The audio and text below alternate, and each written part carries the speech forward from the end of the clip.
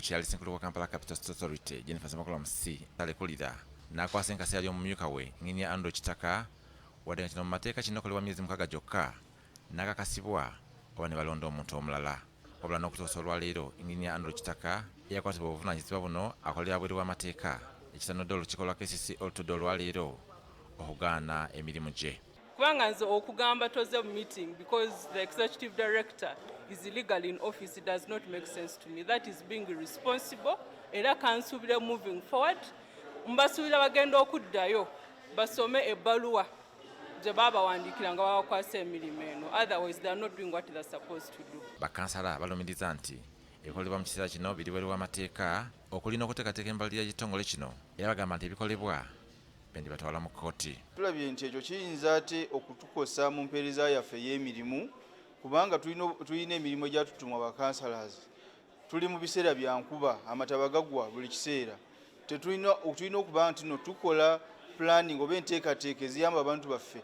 Bwe buweereza bwaffe era kyekitubeeza wano okola budget eyo. Kati gw'oddira ekiwandiiko n'okikwata wano n'okitwala wa secretary to treasury nga bwe ngambye ffe tujja kulinda ku parliament. L'olukiiko olutudde olwaleero nalwo lwabuze terunaggwa oluvannyuma lwa ssenkulu wa KCCA obutalekako mu lukiiko luno nga kinabamba kitaddeko minisita wa Kampala Betty Kamya atandise okwabya abakulu bano. Nze ndowooza Betty Kamya naye tamanyi ki ky'alina okukola. Ndowooza essira yaliteese nnyo ku 2021 okunoonyeza mwami Museveni akalulu naye erabira ki ky'alina okukola. Naye bino byonna ndowooza bitandikira ku nsonga ya President Museveni. Clearly kyakola akimanyi.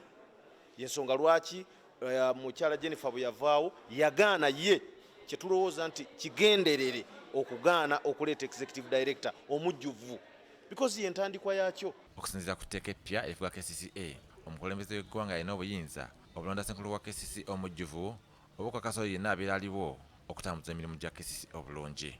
Loodimeeya wa Kampala Salongeria Sirikwago agamba nti bino byonna byandibe bigenderere okusannyalaza emirimu gy'ekitongole.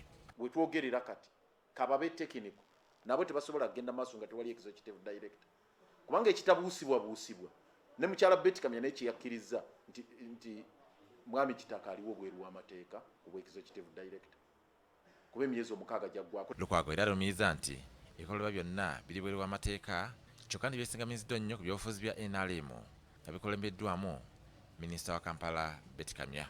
Mukimanyi bulungi yayagala nnyo okuyisa etteeka mu parliament eri mufuula political head wa Kampala. Kati ebyamulema okuyisa mu tteeka abikola akozesa bano. Kyova olaba yabadde alemye era ng'agaanye okulaba nti ensonga ya executive director etunulwamu.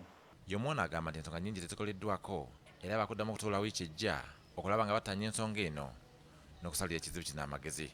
Ye ssenkulu wa KCCA Andrew Kitaka ensonga zino azoogeddeko bw'ati. Ekibuga kino kirimu abantu bangi, ebintu bingi ebyokukola ne decisions nyingi nnyo ez'okukolebwa mu kibuga kino. Kikyandibadde kirungi nti omuntu atudde mu ntebe ya ED ali substantive. Okay?